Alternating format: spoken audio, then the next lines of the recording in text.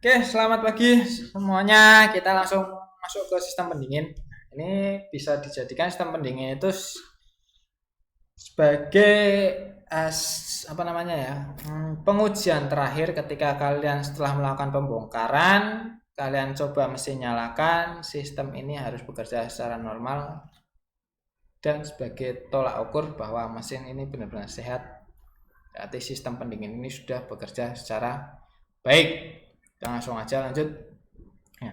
Bagaimana proses pemeriksaan? Yang pertama, ketika mesin habis overhaul terus dinyalakan pertama, air radiator dipastikan hanya bersirkulasi di mesin saja. Ora ono banyu muter ring radiator, tidak ada air masuk ke engine, tidak ada air yang kemasukan kompresi air, hanya berputar di sini saja ketika mesin dingin. Water pump masuk ke water jacket head, bypass, masuk lagi water pump, water jacket head, bypass, terusnya. Yang kedua, ketika sudah dipanaskan dan mulai panas suhu kerja, termostat ini sudah mulai membuka. Nah, sirkulasi menjadi lebih lebih kompleks. Di air radiator itu harus bekerja sesuai sirkulasinya semuanya, dari water pump, water jacket head, termostat, radiator didinginkan. Terus ini harus bekerja secara optimal atau normal. Nah, kalau ini pengujian terakhir ini sudah sesuai, Mas, berarti kalian proses overhaul bisa dinyatakan berhasil secara sempurna. Karena ya kita bisa lihat di termostat ini tidak ada kotoran, termostat bekerja dengan normal, berarti mesin siap untuk jalan lagi, siap dimasukkan ke mobil siap tempur lagi, jalan langsung. Nah,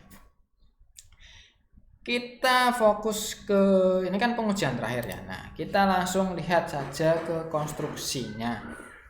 Yang konstruksi water jacket, apa yang harus diperiksa secara langsung. Nah, di sini ada water jacket jenisnya seperti ini, seperti penampang mangkok, langsung kelihatan bolongnya lebar mengelilingi blok piston. Nah, ini yang gambar atas sebelah kiri pojok atas, ini perlu kalian perhatikan, ada lubang antara water jacket silinder dengan water jacket head, lubang-lubang ini. Nah, ini Mas yang jadi titik fokus utama kalian ketika kalian melakukan overhaul. Lubang-lubang ini antara water jacket silinder dengan water jacket head harus benar-benar rata, tidak ada kropos, tidak ada kotoran, tidak ada perbedaan posisi, tidak ada perbedaan lebar, harus sesuai lebar lubang yang ada pada water jacket block dengan water jacket head. Lah nek seumpama terjadi perbedaan posisi, perbedaan besar kecilnya, terus ada kropos, silahkan dibersihkan dan ditreatment terlebih dahulu. Nah, ada juga jenis water jacket yang lubang-lubang kayak gini toh. Ini blok ini blok silinder, ini head. Nah, lubang ini harus sesuai dengan ini. Lubang ini harus sesuai dengan ini. Seterusnya ini harus sesuai dengan ininya. Ini lubang ini yang bolong harus bolong water jacket, saluran oli harus tembus saluran oli. Kompresi harus ditahan di blok silinder. Nah, lubang-lubang inilah yang harus kalian perhatikan. Pernah kejadian di proses pembongkaran, mesin setelah terjadi overheating, blok tidak bisa diselamatkan karena jadi kropos dan lain sebagainya, kropos, retak, bleker, apa mungkin ya yang paling parah itu ada retakan lah, blok ada retakan, otomatis blok harus diganti. Masalahnya tuh sepele. Di lubang water jacket yang ini di blok ini yang baru itu tidak ada lubangnya. Di bornya itu kurang dalam, belum menembus ke water jacket. Yang lama ini lubangnya menembus ke water jacket. Jadi air radiator, air coolant bisa lewat sini untuk menuju ke water jacket head. Kalau di sini tidak ada saluran coolantnya. sepele. Setelah dirakit ternyata terjadi overheat lagi, mesinnya panas berlebih. Hanya masalah sepele. Jadi ketika kalian melakukan pembongkaran, dipastikan semua lubang ini presisi antara blok dengan head. Kalau yang tadinya lubang ya harus lubang lagi, yang lubangnya tidak rata ini mulai keropos-keropos ini diratakan lagi, dibersihkan. Harus,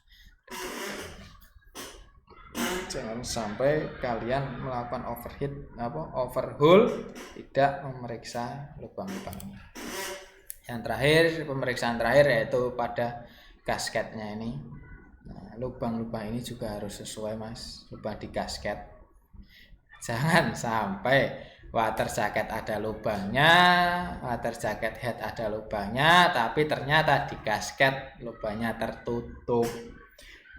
Biar masih wis bubar pokoknya. Jadi dipastikan, karena gasket ini biasanya banyak yang menggunakan yang KW ya, yang bukan yang orinya. Jadi mungkin ada beberapa lubang itu yang tidak dilubangnya atau dibolongi yang seharusnya semestinya, atau biasanya tidak presisi, lubangnya terlalu ke kanan atau terlalu ke kiri atau agak turun. Lah itu yang harus diperiksa, diperhatikan lagi. Yang terakhir saya akan bahas tentang kerusakan yang sering terjadi dan kalian harus periksa. Di sini yang warna merah ini baut kepala silinder yang menyatukan blok dengan head silinder. Merah 1, 2, 3, 4, 5, 6, 7, 8, 9, 10. Hijau itu coolant water jacket. Coklat muda oli tukem, oli yang saluran oli dari bawah mesin, pompa oli masuk ke silinder blok, masuk ke head. Nah ini melewati lubang ini. Lubang ini juga harus diperhatikan, jangan sampai mbok lubang cilik iki mbok tutupi, olinya tidak sampai ke head. Coklat tua itu ini lubang mesin lah bahasanya, atau crankcase. Oli kembali ke pen atau ke kalter, nah lewatnya sini. Hanya rembesan tetesan oli dan udara. Nah ada pada mesin. Nah, yang pertama terjadi kerusakan, kompresi masuk ke pernapasan atau ke crankcase. Kompresi tekanan masuk ke crankcase mesin, endingnya oli ya mungkin ini kebocoran kompresi lah yang masuknya ke crankcase. Ini efeknya bisa oli di sini menjadi cepat menguap keluar ke saluran udara masuk, atau berebut kompresinya hilang. Yang kedua, kompresi masuk ke water jacket. Bahayanya kalau yang ini pasti terjadi overheat, terlalu panas, sistem pendingin tidak kerja normal, overheat, kompresi masuk ke water jacket.